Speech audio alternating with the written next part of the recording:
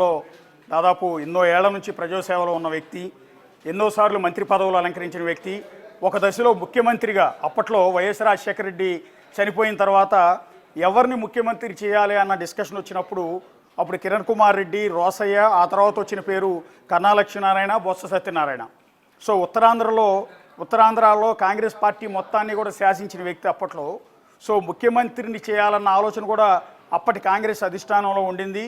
ఆ తర్వాత కొన్ని కారణాల వల్ల రోసయ్య, అంటే అందరికంటే సీనియర్ అయిన రోసయ్యని ముఖ్యమంత్రి చేయాల్సి వచ్చింది.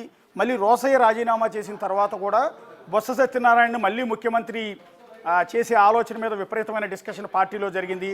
సో ఆ స్థాయి వ్యక్తి ఆయన. విజయనగరం ఎంపీగా సేవలు అందించారు, చీపురుపల్లి ఎమ్మెల్యేగా దాదాపు ఐదు సార్లకు పైగా ఆయన ఎమ్మెల్యేగా సేవలు అందించారు, అనేక సార్లు మంత్రిగా అటు కాంగ్రెస్ ప్రభుత్వంలోనే కాదు ఇటు వైఎస్ఆర్ కాంగ్రెస్ ప్రభుత్వం అంటే ఒక్కసారి యాక్చువల్లీ ఆ ర్యాలీ చేస్తున్నప్పుడు పడిపోకముందు, కుప్పకూలిపోకముందు బొత్స సత్యనారాయణ మాట్లాడారు. ఒకసారి ఏం మాట్లాడారో చూద్దాం.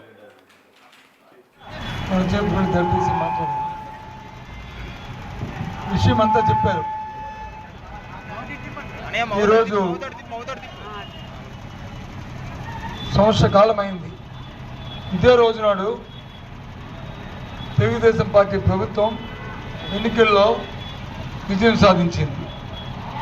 ప్రజా ఆదేశం మేరకు రాజకీయ పార్టీలు ప్రజాస్వామ్యం జరిపేసి మాట్లాడారు. విషయం అంతా చెప్పారు. ఈరోజు సంవత్సర కాలం అయింది. ఇదే రోజు నాడు తెలుగుదేశం పార్టీ ప్రభుత్వం ఎన్నికల్లో విజయం సాధించింది. ప్రజా ఆదేశం మేరకు రాజకీయ పార్టీలు ప్రజాస్వామ్యం. వాస్తవానికి బొత్స సత్యనారాయణ మాట్లాడలేదు అనుకున్నాం. ఇప్పుడే మనకు ఆ వీడియో కూడా వచ్చింది. ఆయన మాట్లాడుతూ ఉన్న సందర్భంలోనే కుప్పగూలిపోయారు. మైక్ చేతిలో ఉండగానే ఆయన కుప్పగూలిపోయారు. తన స్పీచ్ కంటిన్యూ చేస్తున్న సందర్భంలోనే ఆల్రెడీ చెప్తూ ఉన్నారు, ఇవాళకి తెలుగుదేశం ఆధ్వర్యంలో కూటమి ప్రభుత్వం ఏర్పడి సంవత్సరం అయింది, వెన్నుపోటు దినంగా నిరసన కార్యక్రమాన్ని చేపడుతున్నాం అంటూ కూటమి ప్రభుత్వంపై విమర్శలు చేసే క్రమంలో ఆయన ప్రసంగం కొనసాగిస్తున్న సందర్భంలోనే ఒక్కసారిగా కుప్పగూలిపోతున్న దృశ్యాలను కూడా బిగ్ టీవీ స్క్రీన్ మీద మీరు చూడొచ్చు.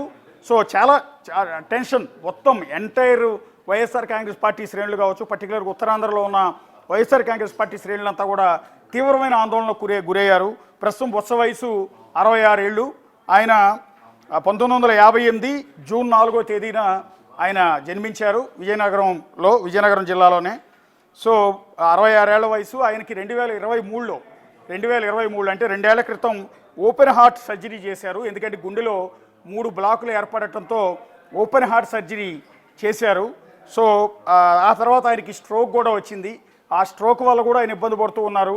మాట్లాడటం కూడా చాలా ఇబ్బంది. గతంలో కాస్త కూస్తూ బాగానే మాట్లాడేవారు బొత్స సత్యనారాయణ.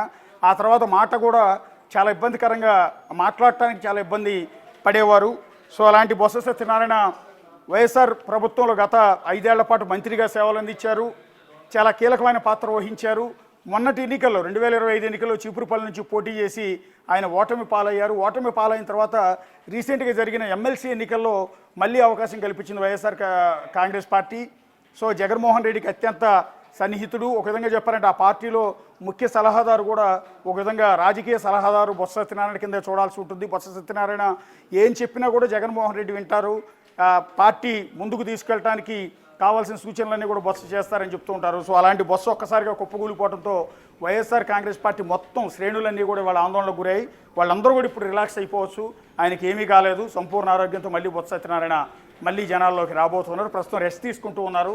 ఆయనకి ఎలాంటి స్ట్రోక్ కాదు, కేవలం సన్ స్ట్రోక్ మాత్రమే తగిలిందనేది ఇప్పటివరకు ఉన్న అప్డేట్స్.